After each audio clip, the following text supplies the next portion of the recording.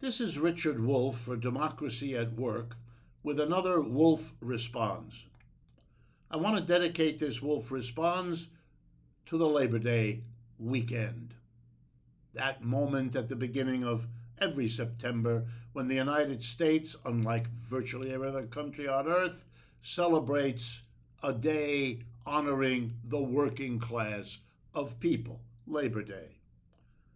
Many of you know that it started back in 1886 on May 1st in a huge demonstration of working people in Chicago fighting for the 8-hour day.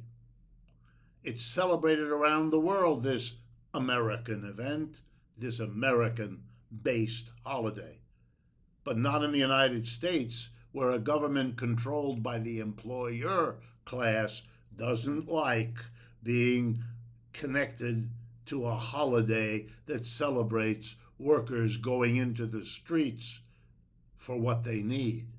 So they changed it. We don't celebrate May 1st like most other countries. We celebrate it in September to get it away from May. How charming, how childish. But I want to dedicate this to Labor Day, and I want to do it by talking to you about undocumented immigrant workers. The millions of them that have been part of the U.S. economy for decades.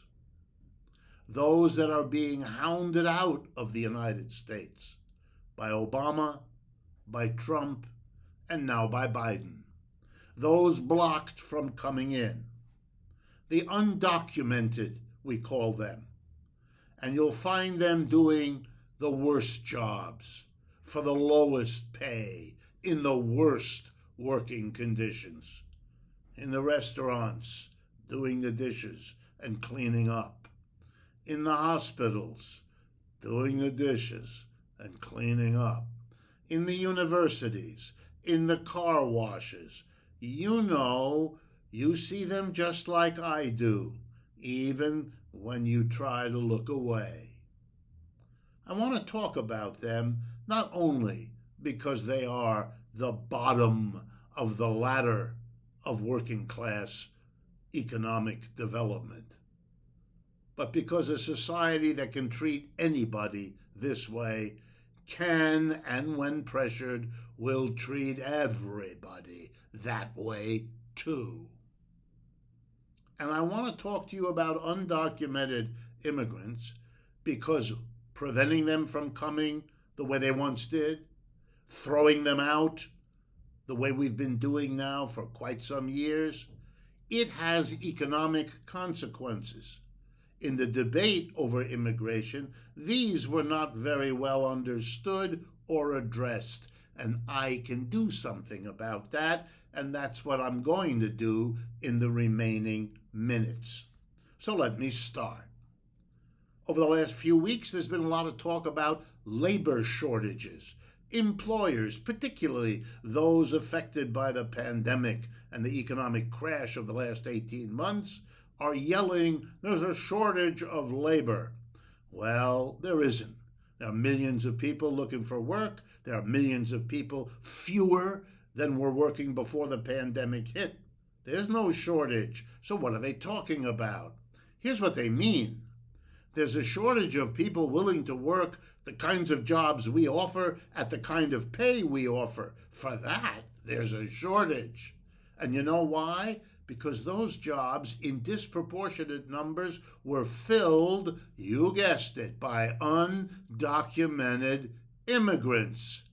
You know, the people who have no legal right to be here, who are desperate to get a job, desperate to keep it, willing to take really low wages just to keep it, willing to be cheated by an employer because they can't go to the police because they don't have the right to be here, and the employer knows it. Big profits were made by employing undocumented immigrants. That's why they came here, and they wouldn't have if there weren't big profits to be made.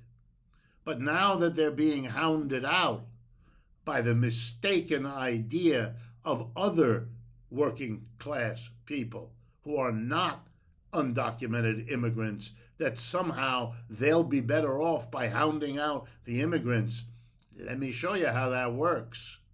This labor shortage simply means that employers don't have those undocumented immigrants to rip off the way they always did. So you know what? They want non-undocumented people, people who are American citizens, to come and take these lousy jobs with lousy pay.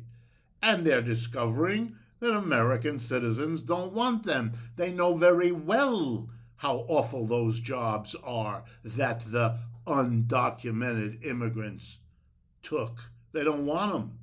We have record numbers of people quitting jobs.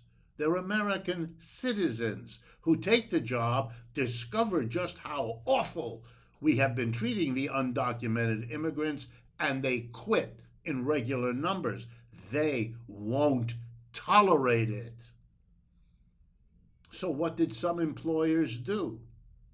Well, they raised wages, hoping to get some of these American citizens to come and do the crappy job with a little more money.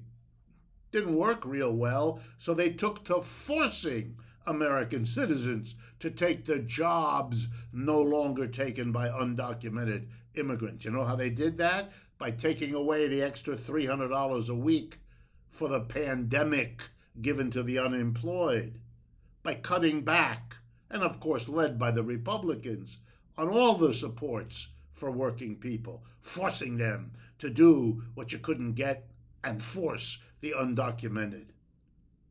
Pay attention, folks, because even when they paid you a bit more wages, you know what they made sure to do? Have all the prices go up. So your extra wages mean nothing. You'll have to spend them paying the higher prices for the goods you can afford even less this year than you could a year ago. Your problem isn't unemployed people. Your problem isn't undocumented immigrants. Your problem is a system that treats everybody, documented or not, in a way you should not have tolerated for a long time. This is Richard Wolff for Democracy at Work, wishing you a thoughtful Labor Day.